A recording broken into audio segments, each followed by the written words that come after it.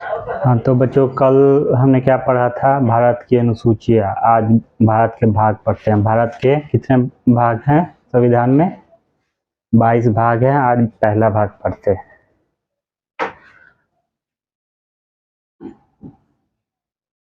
भाग एक। भाग एक में क्या है?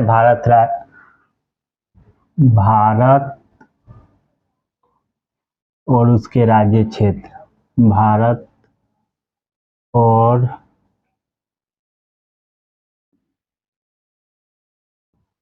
राज्य क्षेत्र। भाग एक में 1 से 4 अनुच्छेद हैं।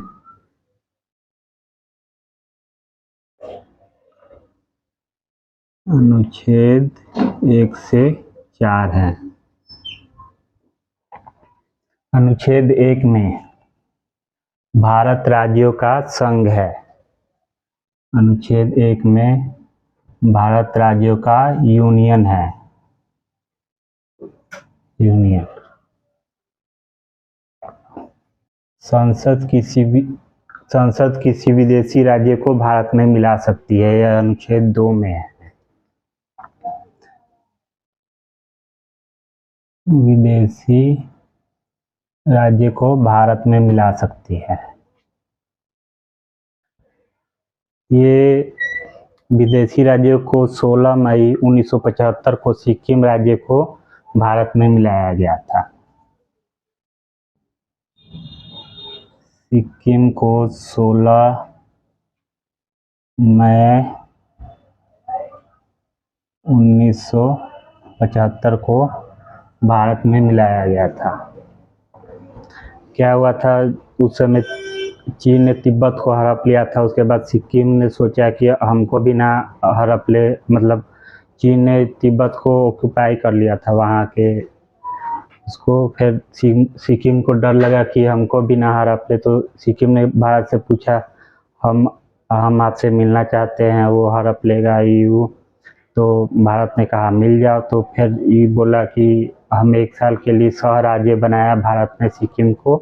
उसके बाद पूरी तरह अपने में मिला लिया। अनुच्छेद 3।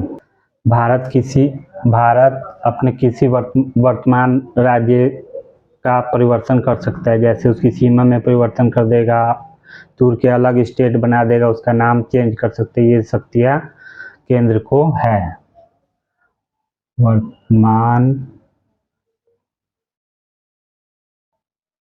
वर्तमान राज्य में परिवर्तन कर सकता है।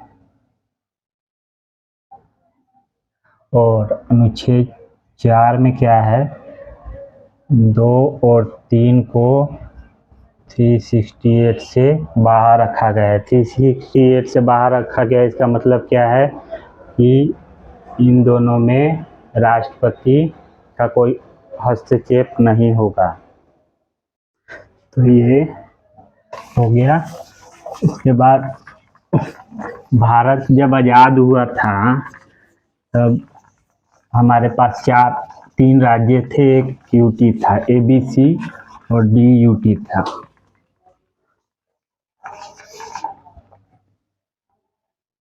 भारत की आज़ादी के समय ये ब्रिटिश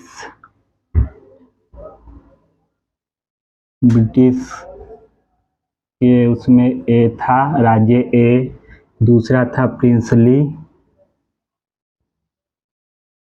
प्रिंसली स्टेट, इसका नाम बी था। तीसरा था कमिश्नरी स्टेट, इसका नाम सी था। और ये यूटी था।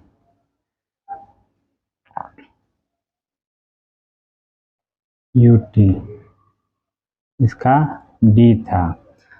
भारत की आज़ादी के समय 552 राज्य थे। 552 राज्यों को सरदार पटेल और VP मेनन ने मिलकर 552 राज्यों को एक साथ किया। जब भारत आज़ाद हुआ था तब अंग्रेज़ों ने कहा था कि या तो तुम पाकिस्तान में चले जाओ या स्वतंत्र से भी रह सकते हो, भारत में भी मिल सकते हो।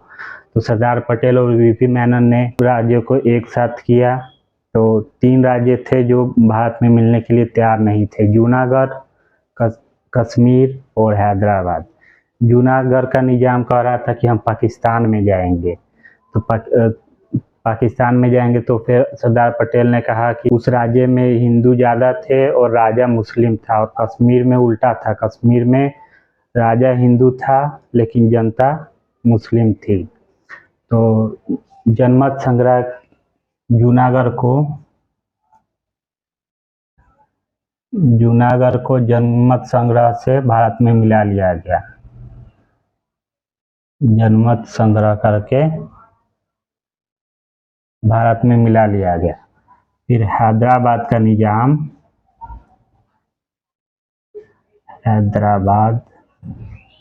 हैदराबाद का निज़ाम कह रहा था हम पाकिस्तान में जाके मिलेंगे। अब वो बीच में है, वो पाकिस्तान में कैसे मिल सकता था। और सिंधिया ये सब बोले कि पटेल जी से बोले कि हम भारत में मिल तो जाएंगे लेकिन हमारी जो संपत्ति है वो हमें दे दीजिए। तो पटेल जी ने कहा ठीक है, हम आपको आपका महल दे देंगे, ये सब दे देंगे, आप मिल जाइए। सिंधिया ये सब मिल गए। आई बकलोलवा निज़ाम हैदराबाद का, ये बोला ना हम पाकिस्तान में जेबो। तो पाकिस्तान में कैसे जेबो। तो फिर हैदराबाद के निज़ाम ने क्या किया, यूएनओ उस समय नया नया बना था 1945 में, वहाँ लेटर लिखकर भेज दिया कि पटेल जी सेना के थ्रू हमको ज़बरदस्ती इंडिया में मिलाना चाहते हैं। तो यूएनओ ने कहा कि आप सेना कार्रवाई करके इनको नहीं मिला सकते हैं। तो फिर पटेल जी ने कहा अच्छा, सेना को बोला कपड़ा उतारो, पुलिस का पहनो। पुलिस का कपड़ा पहन के वो गए और जाके बड़ा मार मारा, उसको भगा दिया। तो पोलो अभियान के तहत हैदराबाद को भी मिला लिया। अब कश्मीर में वहाँ का राजा हरी सिंह था और उसका पीएम शेख अब्दुल्ला था। तो उसका बात मानता था। तो फिर उसका बात मानता था। पाकिस्तान के सेना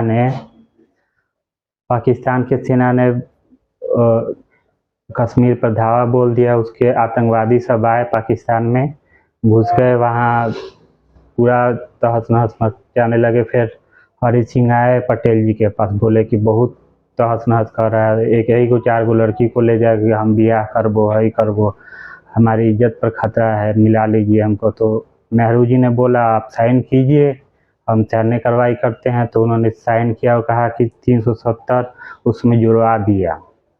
370 जुड़वा दिया। नेहरू जी ने कहा ठीक है जोड़ लेते हैं, बाद में हटा देंगे। अपने में बतियाया लोग, पटेल जी और नेहरू जी, उन्होंने साइन कर दिया। उसके बाद इन्होंने सेना ब्रिगेडियर उस्मानी को वहाँ पर भेजा, नसोरा में वहाँ पर गए ब्रिगेडियर उस्मानी, वहाँ पर उनको रोक दिया, पाकिस्तानी से उग्रवादियों को, इन सबको रोक दिया। और उस्मानी पर वहीं नौशेरा में बम गिर गया, वहीं पे शहीद हो गए उस्मानी। आज तक वहाँ तक का एरिया पाकिस्तान ऑक्युपाइड कश्मीर है।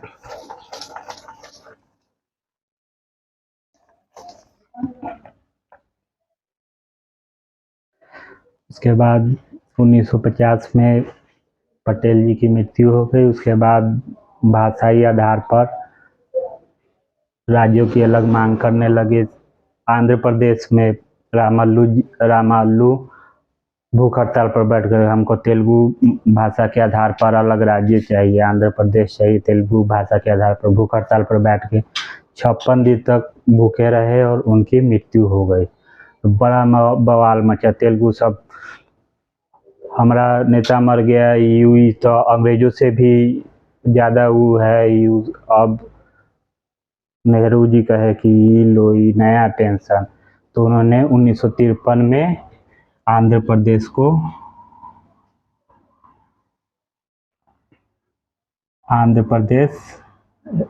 भाषा के आधार पर बना दिया। 1953 में आंध्र प्रदेश को राज्य बना दिया। तो अब ये सब गुजराती बोले हमको गुजरात चाहिए, पंजाबी बोले हमें पंजाब चाहिए भाषा के आधार पर। अभी पर टेंशन में हर एक राज्य अपने भाषा के आधार पर मांगने लगा। तो ये फजल अली जो उस समय न्यायाधीश थे उनसे बोले कि कुछ करिए। एक आयोग का गठन किया, फजल अली आयोग का। 1953 में फजल अली आयोग का गठन किया गया उस समय। तो इन्होंने बोला 3 साल का इन्होंने अपना समय मांगा। 3 साल का समय मांगा तो 1956 में इन्होंने अपना रिपोर्ट दिया और कहा राज्यों से कि जैसे हम पंजाब बनता है तो पंजाब में ज़रूरी नहीं है पंजाबी बोलने वाली रहे, अदर भाषी लोग भी रह सकते हैं, इस पर राजी होते हैं तो ठीक है, भाषाई आधार पर अपना स्टेट बना लीजिए। तो सब राजी हो गए इसी आधार पर स्टेट बनना। उस समय 14 स्टेट 6 यूटी बना। फिर आगे बढ़ते बढ़ते अभी 28 स्टेट है और 8 यूटी है। 28 स्टेट और 8 यूटी हैं अभी।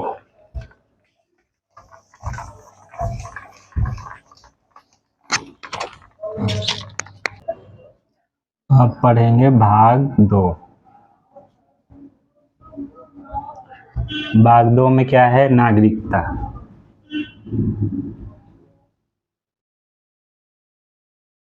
नागरिकता ये अनुच्छेद 5 से 11 है।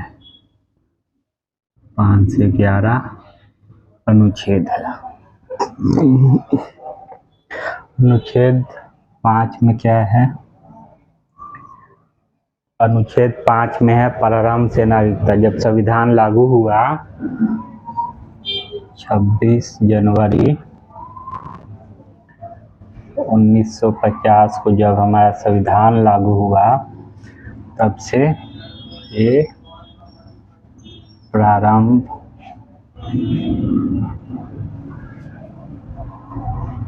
से नागरिकता।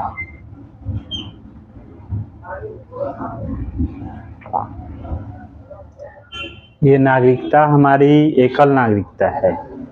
जैसे हम बिहार के निवासी हैं लेकिन नागरिकता हमारी इंडिया की है। यूएसए में अलग है, वहाँ दोहरी नागरिकता होती है, यहाँ पे हमारी एकल नागरिकता है। ये हमने नागरिकता ब्रिटेन से लिया है।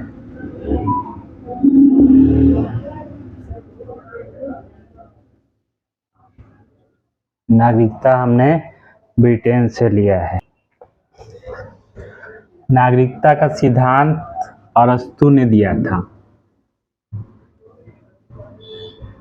अरस्तु ने नागरिकता का सिद्धांत दिया था। ये 6 में है। जो पाकिस्तान से इंडिया आएंगे उनके लिए नागरिकता। पाकिस्तान से जो इंडिया आएंगे उनके लिए नागरिकता। 16 जुलाई 1948 तक जो आएंगे वहाँ से, 16 जुलाई नहीं, ये 19 जुलाई तक है। 19 जुलाई 1948 तक जो भारत में आ जाएंगे उनको नागरिकता दे दी जाएगी। और जो 19 जुलाई के बाद आते हैं भारत में उनको परमिट, 19 जुलाई के बाद जो आएंगे उनको परमिट के द्वारा नागरिकता दी जाएगी। परमिट के द्वारा मतलब कि 19 जुलाई 1948 के बाद आते हैं तो उनसे सब नाम पता भरवाया जाएगा। नाम भरो, ये भरो, सब भरवाया जाएगा और 6 महीने तक देखा जाएगा उनका रहन सहन कैसा है। उसके बाद गृह मंत्रालय डिसाइड करेगा इनको नागरिकता देनी है कि नहीं देनी है। अब अनुच्छेद 7 में जो इंडिया से पाकिस्तान चला गया है और पाकिस्तान जाके फिर वापस इंडिया में आता है तो उसको नागरिकता देने का उल्लेख है। जो 1 मार्च 1 मार्च 1947 के पहले इंडिया से पाकिस्तान चला गया था, वो दोबारा आना चाहता है तो उसको भी नागरिकता देने का प्रावधान इसमें है। संविधान 8 में जैसे कि यहाँ के लोग विदेश घूमने जाते हैं, भारत के लोग वहाँ नौकरी करते हैं, ब्याह शादी करते हैं, वहाँ नौकरी ब्याह शादी करेंगे तो उनकी नागरिकता ख़त्म नहीं होगी। विदेश भ्रमण, नौकरी, शादी करने से उनकी नागरिकता खत्म नहीं होगी। अनुच्छेद 9 है, सटल तगैला। ट्रकवा के पीछे लिखा नहीं होता है सटल तगैला, ट्रक जा रहा है आगे, हम पीछे जा रहे हैं, उसने ब्रेक मारे, हम सटे बस घुस गए उसी में, तो है सटल तगैला। मतलब कि अगर किसी ने विदेश की नागरिकता ली, विदेश की नागरिकता ली तो यहाँ की खत्म, तो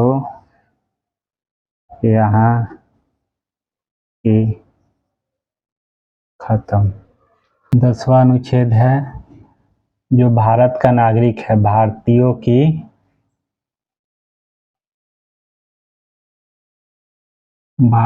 की नागरिकता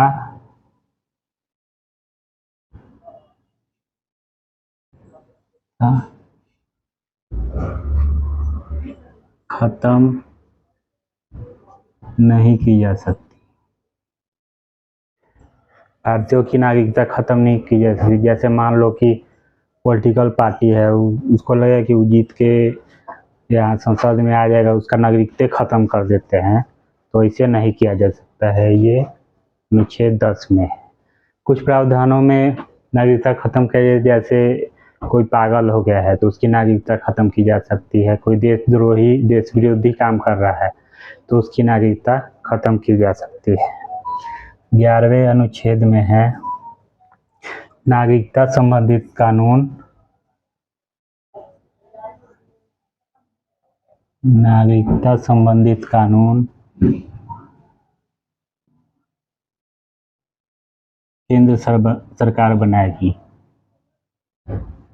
कानून केंद्र सरकार बनाएगी, गृह मंत्रालय द्वारा ये होगा, गृह